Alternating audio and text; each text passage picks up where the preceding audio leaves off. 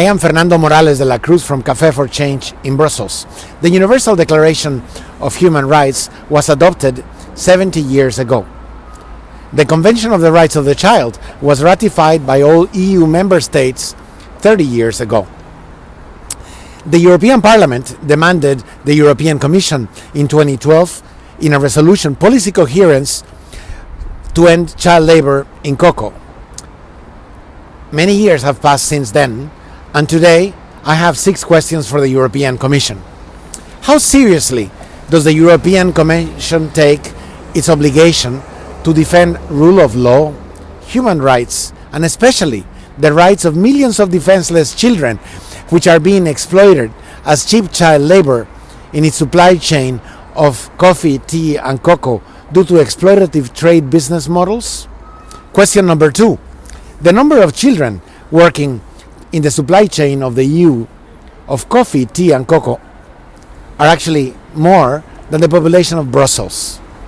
Does the European Commission know how many children are being exploited in its own supply chain? And question number 3. Does the European Commission have a task force working to end these unacceptable and illegal business models? Which commissioners are actually involved or part of this task force? Question number 4. If such a task force doesn't exist, what are they waiting for to create it?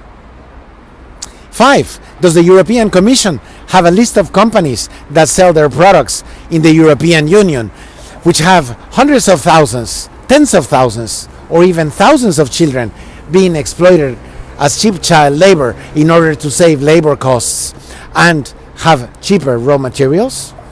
Question number 6. If Europe is today the largest financial beneficiary of coffee and cocoa with child labor, how can President Juncker claim that the European Union is based on the principles of democracy, equality, respect for human rights, and that these are values and principles in which the EU is based? I must say, this is not the European Union we want for our children or for any children.